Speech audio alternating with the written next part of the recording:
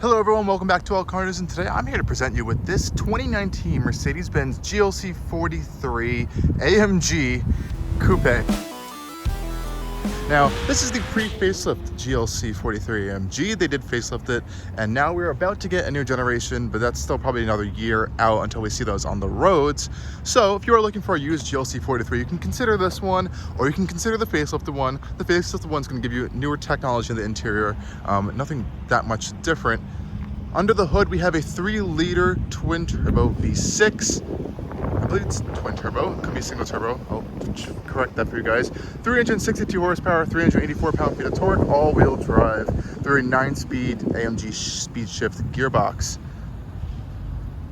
Definitely one of the better-looking crossover coupes on the market. Still not my favorite class. Let's unlock it really quick. The old-style Mercedes-Benz key. Mirrors should unfold. Pretty nice. New, these are around $60,000, $55,000. They're still holding their value pretty well, actually. This one has beautiful blue shade. And when you do get the AMG model, well, the baby AMG model, you get that kind of cascading grille design with the big Mercedes star in the center. You are also going to get a nice little AMG badge right here. Typical Mercedes-Benz logo on the hood. And a little bit of a sportier design on the lower bumper area, which is pretty cool. These wheels are also really nice. I think they're awesome. You have some AMG branded brakes right there. We're not running the most aggressive tire. We have Goodyear Eagle Sports on here. And one of the most useless features actually of this are these running boards. I think they're completely pointless. The car is not high off the ground already, and I don't think you need them because unless you have really small kids that need to get into the vehicle, but I think they're pretty stupid. On here you do get bi-turbo and then the 4MATIC badge on there. Really nice. And coming around to the rear is one of the most controversial parts of these crossover coupe vehicles is the kind of sloping rear roofline. The rear visibility out of this vehicle is horrendous. I'll show you guys in a bit for that. But back here you do get this little kind of like lip spoiler integrated into the boot over there. Again, GLC 43 badge, AMG badge on the left. And down you do get quad exhaust tips, but I believe there's only one exhaust port on each side for these. At least you do get a real exhaust, which is nice. And kind of like some kind of like fake diffuser design going on down there as well. It is cool if you want. You can kick to open the boot as well. You don't need to kick my leg underneath there. It should open if the vehicle is open. Let's show you guys really quick. Sometimes it works. There you go. Pretty cool feature. And just to close it, usual button up here. It should just close for you guys, nice and easy. Inside, we'll hop in a little bit, but I want to show you guys under the hood really quick. And Mercedes is discontinuing their V6, unfortunately. Well, unfortunately, I do think this was a good engine. It was really nice in the C43 AMG as well, so the GLC 43 SUV version. But you guys, right here is the engine. Again, that AMG V6. Now, it wasn't really a true AMG engine as it wasn't like a hand-built engine or anything, but it is still nice to look at with this nice red cover on top. It does get a little hot under here, and remember, you can also get this GLC in a 63 variant, which is the final time you'll ever be able to get a V8 in this platform. The next generation is going to be all 4 cylinders, so you're going to have to get used to that. But if you do want one, you can still get one of these used, or the facelifted version new right now while you still can. I think it's a pretty nice engine bay. Nothing much to see under here with all this covering, but I think it looks pretty cool from this angle at least. So let's hop inside. I'll show you guys around the interior a little bit, and then we'll take it for a drive. Because it does sound pretty cool with the exhaust button. I'd say let's go hop inside. I'll show you guys this interior a little bit. Okay guys, let's hop inside the GLC 43 AMG. Let's go in the front first. So as we can see up here, some nice materials going on the door panel. So we have red stitching everywhere, some nice leather inserts on the door panels as well. We do have this beautiful Burmeister audio system with these nice speakers, grills on the metal on the door panels. This nice aluminum trim as well. Nice cold to the touch. Typical Mercedes seating arrangements and window controls, so nothing crazy there. You do also get some exclusive AMG badging down here in this aluminum side sill plates. And you do get a little bit sportier pedals down there as well. And that also carries over to the seats. So we're gonna have a mixture of kind of like leather and micro suede material in the center, some stitching, more red stitching as well. And that's also carried over to the passenger seats. I just wanna hop in the back. So the driver's seat, driving position is in my position right now. That's where I would sit. So let's see how the legroom's going on back here. Hopping inside. Okay, so actually you have a pretty decent amount of legroom back here if you do want to sit. But kids back here, you're not too bad. Good around a foot room as well. Legroom's decent. I'm 6 feet 1 inch, so this is actually not too bad. You do have a storage pocket back here on both sides, some air vents as well. Now, the one problem is that the headroom is a little low. So if I put my head back, my head is touching the roof. You do have these kind of scallop cutouts back here, and you do also have a moonroof. So let me see if I can show you guys this. Well, it's open right now, so it's gonna blind you, but there is a moonroof up here, but it's only for the front passengers. It's not for the rear passengers. And it's kind of tiny, so you're not going to get like a nice open cabin back here. It does feel a little dark and cramped, especially with these massive C-pillars to the sides of you because of the sloped roof line. And as you can see right here, the kind of rear window glass is really thin, and from the driver's seat, it's almost impossible to see from the rear view mirror. Thankfully, you have a backup camera, but it'd be nice to see out of your vehicle. That is something where the blind spot monitoring comes in really helpful for. But other than that one minor complaint, it's not a bad space back here. So let's hop up to the front in a second. But as you can see from back here, pretty typical Mercedes-Benz interior from this era. Again, this is a 2019 model, pre-facelifted version. And as you'll see in a second, this is the older infotainment system and the smaller infotainment system, which is kind of disappointing that they even offered this tiny infotainment system on a vehicle that costs so much money.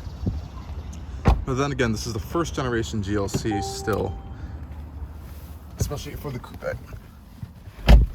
Okay guys, we're back up front, and here we have the interior. So this one is spec'd out with this kind of matte wood finish, so you can feel the wood grain actually, which is much nicer than I think Mercedes glossy wood trims. I don't think those look good at all. And we have pretty much typical stuff from this generation of Mercedes. We have our circular air vents, we can open and close with this function, and they have a nice range of movement, which is really cool. Nothing too crazy. We do have the leather on the dashboard, but not on the lower dashboard, but the aluminum trim is carried through the upper dashboard, which is nice. Glove compartment right here, a little small. And then we have our pretty much similar switches over here. And as we saw in the beginning of the video, we do have the old Mercedes-Benz key still right here. It is keyless, so I can just drop this in here and it won't matter though. Climate controls, radio controls over here. And in the center console, we have a nice array of controls for your drive modes right here. You have your manual mode, suspension controls as a separate button, traction control, an exhaust button, which we'll listen to in a second, auto stop start, and vehicle lift, as well as your volume controls and your infotainment system control dial, since this is not touchscreen at all. Up front, let me just turn the vehicle on. So you put your foot on the brake as usual. Put the windows down a little bit so you can hear the exhaust start up. Awesome. And let's put your foot on the brake, power it on. The vehicle is on. It is warmed up already, so I might do a little bit of a rev for you guys. I'll open the exhaust flaps. It sounds okay. A little bit of a soft limiter on there too. Not bad, not bad. But yeah, so now we are inside. We'll just close those windows up. We have auto up, down on all 4 windows, I believe, which is really nice. Kind of like this race material going on in the inside of the gauge cluster. Again, as it is a pre-facelifted version, you don't get a full digital instrument cluster. You just get this little multifunction display in the center, which it is get a few different things. You have a lap timer. Since this is an AMG model, you have your drive modes. You have your G-force meter, boost pressure, as you can see there. Interesting stuff in the center console for that. You can also go home and include other information in there if you want. So it is a little bit customizable, but the AMG settings are pretty cool. The infotainment system, if you've been familiar with these older Mercedes infotainment systems, they're basic, a little bit cluttered to use, especially since you only have this dial right here to control. It's not a touchscreen at all. I'm not going to go through in depth with this because this is not really the biggest point. These are way newer infotainment systems. They're much better. If you're getting this, you will definitely be able to learn it, but it might take a little bit of a learning curve. Other than that, this interior is pretty nice. newer Mercedes AMG interiors do have their newer and nicer AMG wheel. I'm sure you could probably retrofit that onto this if you really wanted to, but this isn't the worst wheel, but the newer ones are way nicer. So it's still plastic material. There is some aluminum over here, nothing too much, and you do have paddle shifters, but they're plastic, unfortunately, so nothing too crazy there. And we have our typical Mercedes-Benz stalks for your gears, for transmission, and your window wipers and turn signals over there. Nothing too crazy there. You do also have 360 cameras in this vehicle. Again, the only problem is this display is so tiny, it doesn't really help too much that you do have a 360 camera. So it's even still hard to see even with the cameras on, but you do have a lot of different angles. So if you're getting in some kind of tight spot or in a tight situation and you want to see what's happening, you do have that ability, which is nice. And the backup camera is also functional, so we'll just pop it into reverse. You do have trajectory when I turn the wheel, as you can see right there. Pretty nice. Pop it back into park. That goes away. So yeah, pretty nice interior. And we can go through the drive modes really quick before we head off. So we see we have Sport, we have Comfort, we have Eco, we also have Sport Plus, and we also have individual mode. So individual mode, you can pretty much customize your powertrain, you can customize the transmission, you can customize, let me just go into that really quick. Also change the suspension independent from everything else, but once you go into the dynamic modes, you can customize all the different things to your own liking, so you don't have to be tied to one. So if you want to have like a sporty engine and suspension setup, or do you want to have calmer steering, you can do that. If you want to have calmer or softer suspension, you can do that versus having a more aggressive powertrain. So, and you can even change the climate control, and that piece, even if that could affect performance, you could have it in comfort or even economy mode. So there's a lot of customization in your drive mode selectors. So that's pretty nice to have on an AMG model as well. So I say, let's hear the exhaust note, and then we'll go take this for a little bit of a drive so we can kind of see what it's like on the road.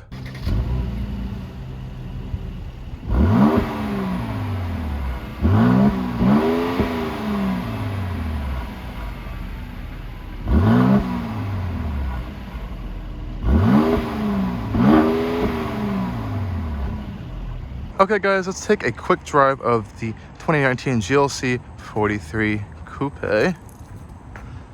Should have keyless access, so should we be able to open the doors like this, the keys in the pocket, pretty nice. We can hop right inside.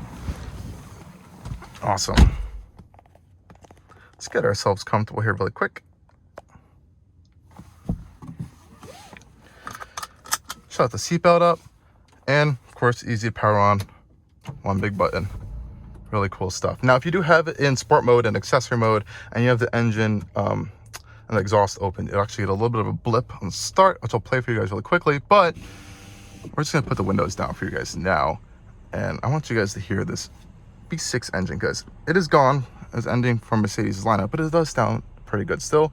So in the center console, we can press the exhaust button, and you can also pop the drive mode into, let's put in the Sport. Sport Plus is a little aggressive for the street. You can also individualize those modes.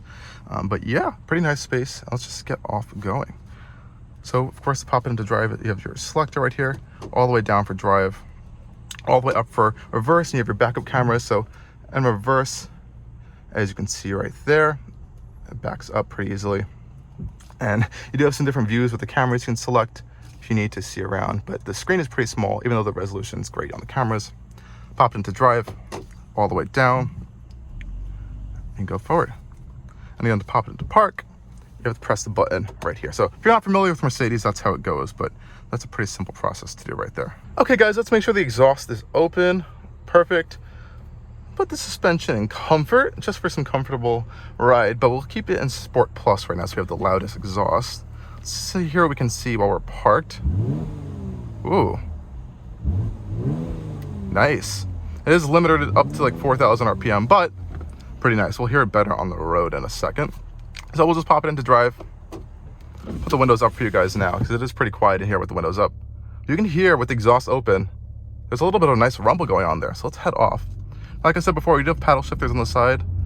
And in Sport Plus mode, it is very sporty, actually. Everything's a little bit more on edge. The suspension's on edge, if you want it to be. Powertrain, and the gearbox. So we have a 9-speed gearbox in here, around 360 horsepower, 380 pound-feet of torque in that area. And the shifts are aggressive in Sport Plus mode too.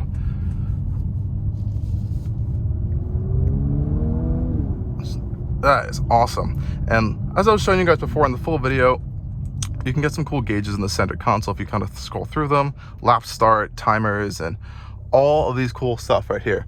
So let's just wait for this light here and we'll head off. I'll show you guys what this sounds like in a straight line. Just in a second. That is aggressive, really aggressive.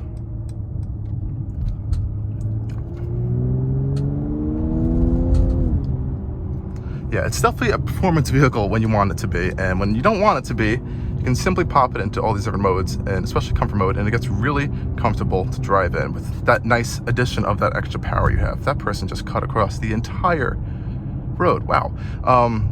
And now it's in comfort mode, and it's a comfortable vehicle. It's quiet in here. The suspension isn't as loud, but I'm telling you, once you pop this suspension into sport suspension, it definitely stiffens up, and you can hear it inside. As the dampers are now tighter, the suspension is stiffer, and you can kind of, when you go over bumps, you do get a little bit more of like that harsher feeling inside, but you don't need to have that on, so it's fine. You also have a mode over here specifically for manual mode. If you press it here, when you press manual mode, you do get an M in there, and there's actually lights that'll show up when you're shifting, which is pretty cool. Depending on what mode you're in, you also will have auto stop start, turn on or off. So there's a lot of different settings as well in that department. It is a pretty nice place to be. Like I said, it's pretty quiet in here when you're just driving around, but if you want, you can pop the windows down, throw the exhaust button open, which you can actually open in almost any mode, I believe, and have a little bit more fun. We're going under a tunnel here, so let's pop into Sport Plus and see if we can hear anything in here really quickly.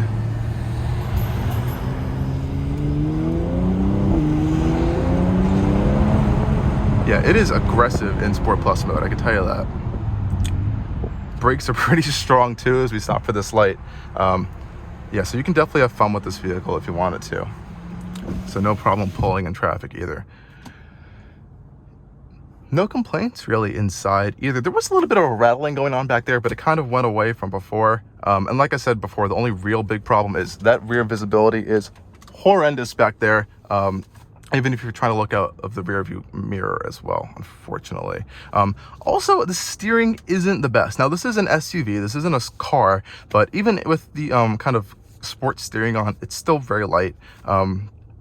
If you do go up to speed a little bit more, it will stiffen up. It's kind of like a progressive electric steering system, but it's not my favorite. If you want more of an aggressive steering system in a performance-y or mild performance-y SUV, you're probably going to want to look at BMW. The direct competitor would be the X4 M40i, I believe it's called. Another direct competitor to this is the Audi SQ5, and they also make a Sportback version, which is their crossover coupe version. Not the best thing in the looks department, I can tell you that, but it is another option if you are a fan of Audis. It's also important to keep talking about these used cars right now, as new cars are pretty hard to get. Right now with the chip shortage, the supply chain shortage going on, so used cars are pretty popular still. And these things, if you want to sell one, if you have one right now, or if you are looking to buy one, they're holding their value pretty well. So these still are in the 40 to 50 to 30, high $30,000 range, even if they're just a few years old, which is, I guess, a good thing for the value propositions. But if you are looking to get into an older one, you still have to fork out a pretty penny to get one. But that just is how it is right now with everything's a little bit overinflated. But yeah, I hope you guys enjoyed this really short drive with the GLC 43 Coupe, as well as the full review video. And stay tuned for a lot more stuff coming from Allcarnews really soon. Oh, going over these plates are the worst. But it's not too bad in comfort mode. Thank you guys for watching these videos again. And like I said before, stay tuned for a lot more stuff coming from Allcarnews.